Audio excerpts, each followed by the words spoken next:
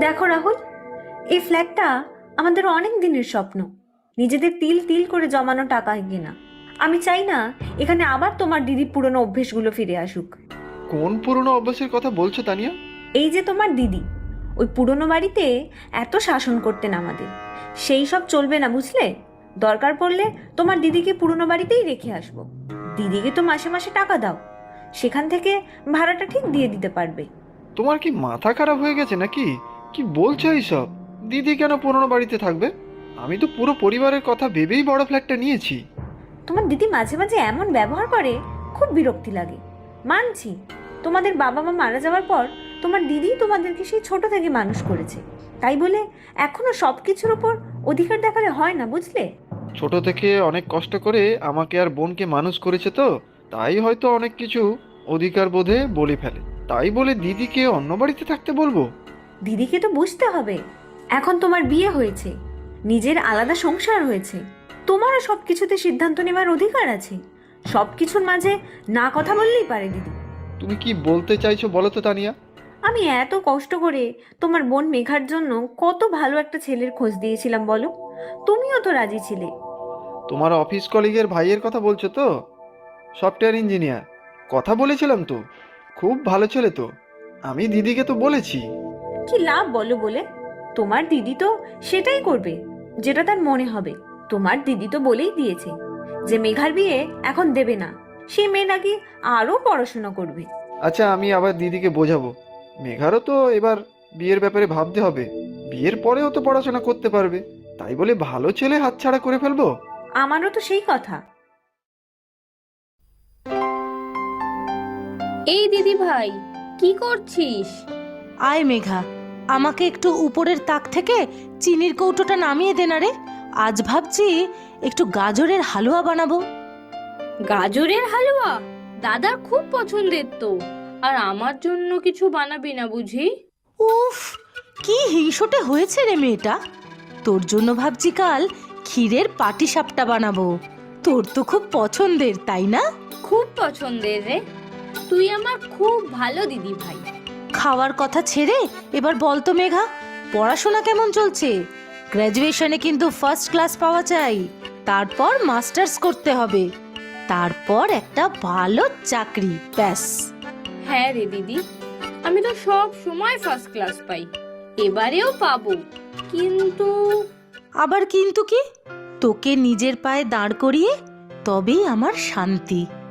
বৌদি বলছিল এখন থেকে ছেলে না দেখলে পরে নাকি বিয়ের জন্য সমস্যা হবে, তখন দাদাকেই সব ঝক্কি পোহাতে হবে, বিয়ের পরে যা করার করতে। এই দিদি, সত্যি কি আমি তোদের কাছে এতটাই বোঝা? ধুর পাগলি, তোর এই দিদি থাকতে চিন্তা কিসের?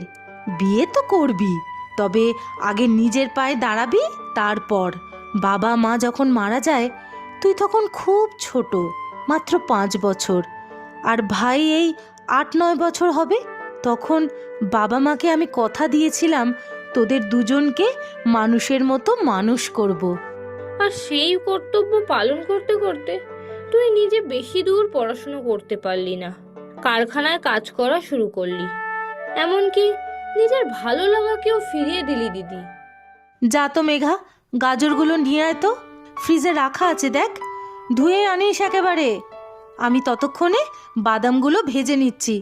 আরে যা রে, তাড়াতাড়ি যা। আবার তুই আমাকে চুপ করিয়ে দিলি তো, আমি আর ছোট নেই বুঝলি?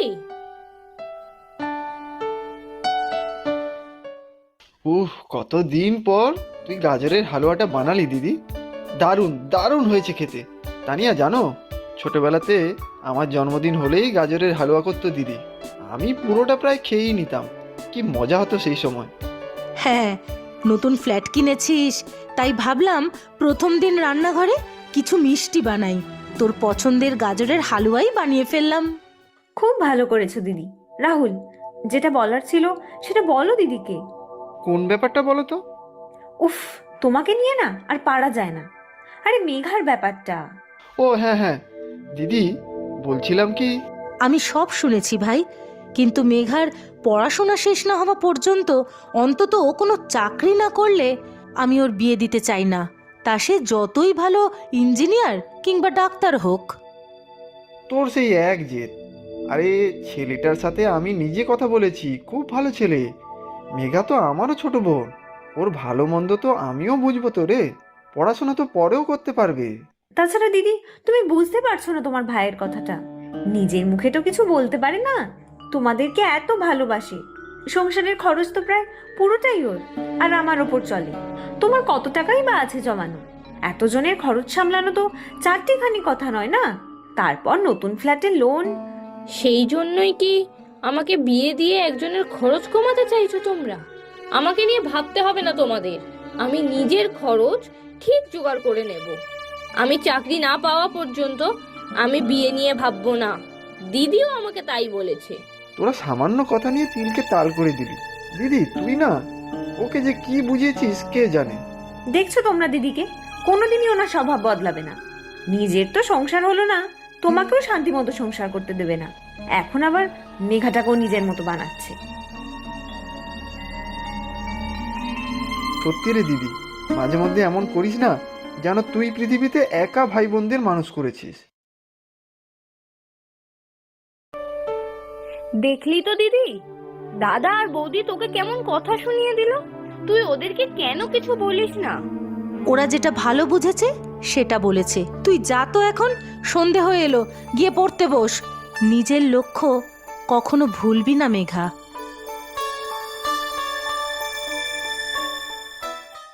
দাদা, দাদা, এক্ষুনি দিদির ঘরে আয় তাড়াতাড়ি। কি হলো কি? চিৎকার করছো কেন সকালে? দিদি কোথায় রে? দিদিকে তো দেখতে পাচ্ছি না। হ্যাঁ, রান্নাঘরেও নেই দেখলাম। এই জন্যই তো সকালের চাটা আমাকে করতে হলো। কাল তোরা দিদিকে এত কিছু বলেছিস, এই জন্যই মনে হয় দিদি বাড়ি ছেড়ে চলে গেছে। সব আমার জন্য হয়েছে। গেছি না, আমার জন্য লড়াই করতে গিয়ে দিদিকে কথা শুনতে হয়েছে। বোকার মতো কথা বলিস না তো মেঘা। একসাথে থাকি সবাই, কথা কাটাকাটি কি হতে পারে না? দিদিও তো আমাদের অনেক সময় বকাবকি করে। কই, আমরা তো বাড়ি ছেড়ে বেরিয়ে আসিনি। সব নাটক বুঝলে, সব নাটক। এখন তো তুমি রোজগার করছো ভালো, দিদির বলার জোর কমে আসছে বলে এসব সিম্প্যাথি আদায় করা হচ্ছে। তোমাকে ভালো মানুষ পেয়ে এতদিন যা ইচ্ছে তাই করে গেছে। আমি সংসারে এসে সব ভন্ডুল করে দিয়েছি। তুমি এখন চুপ করো তো, 10টা বেজে গেল। কোথায় যে গেল? তোর হাতে ওটা কি রে মেঘা? আমার ঘরটা গোছাতে গিয়ে এটা পেলাম। দিদি বকাবকি করবে বলে আমি আর খুলে দেখিনি। মনে হয় পুরনো বাড়ি থেকে নতুন ফ্ল্যাটে জিনিস আনার সময় এদিক ওদিক হয়ে গেছে। দিদির হয়তো খেয়ালই নেই। এটাই তো দিয়ে আসতে গিয়ে দেখি দিদি নেই ঘরে। দেখি বাক্সে কি আছে। দেখো গিয়ে, আদিকালে পুরনো স্মৃতি বাক্সের মধ্যে সব গুজিয়ে রেখেছে। দিদি নয় তো? দিদি, তুই কোথায় গিয়েছিলিস সকালে? জানিস কত চিন্তা হচ্ছিল আমার। তোরা সবাই ঘুমোচ্ছিলিস বলে আমি আর ডাকিনি। কেন, কি হয়েছে বল? আচ্ছা, আগে ভিতরে তো ঢুকতে দে। আয়। এইগুলো কি? দেখে তো মনে হচ্ছে ব্যাংকের কাগজপত্র। কি হবে এগুলো দিয়ে? এইসব পরে হবে, আগে বল তোর এত দেরি হলো কেন? আরে ভাই নতুন ফ্ল্যাট কিনেছে, তারপর থেকে আর মন্দিরে পুজোই দেওয়া হয়নি। তাই পুজো দিয়ে ব্যাংকের কাজকর্ম সেরে আসতে গিয়ে দেরি হয়ে গেল। বলে যেতে পারতে, তাহলে তো সবার এত চিন্তা হয় না। এটা তোমার পুরনো বাড়ি নয় দিদি, যে তোমার মন মতো তুমি এখানে চলবে। তানিয়া, তুমি দিদির সাথে এইভাবে কথা বলো না। দিদি, তুই ব্যাংকে গিয়েছিলিস কেন? আমাকে বলতে পারতিস, আমি তোর সাথে যেতাম। তুই কি এইসব অফিসিয়াল কাজ বুঝবি? ব্যাংকের ম্যানেজার আমার চেনা। তোরা যখন ছোট ছিলিস তখন তো এইসব কাজ আমিই করতাম রে। নে এই কাগজগুলো। আমি মেঘার ভবিষ্যতের পড়াশোনার জন্য কিছু টাকা জমিয়েছিলাম, ওর কাজে লাগবে। তোদের আলাদা করে কিছু দিতে হবে না। দিদি, তুই এত কিছুর মধ্যেও আমার জন্য টাকা জমিয়ে রেখেছিলিস? আমার সবটাই তো তোদের জন্য। আর তাই ওখানে আরেকটা কাগজও আছে। যখন তুই ফ্ল্যাট কিনবি আমাকে বলেছিলিস, তখন একটা এফডি করে রেখেছিলাম। সামান্য হলেও তোর কাজে লাগবে। দিদি, তুই এইসব আমার কাছে দিচ্ছিস কেন? নিজের কাছে রাখতে পারতিস। দিদি, তুই আমাদের ছেড়ে চলে যাচ্ছিস না তো? আমি জানি তুই খুব দুঃখ পেয়েছিস, তাই তুই সব কাগজপত্র দিয়ে যাচ্ছিস। আরে না রে, কোথায় যাব? ভাবছি কয়েক মাস পুরনো বাড়িতে থেকে আসি। অনেক স্মৃতি জড়িয়ে আছে ওখানে তোদের, জানিস। আর কিছু জিনিসও আছে আমার, নিয়ে আসতে হবে।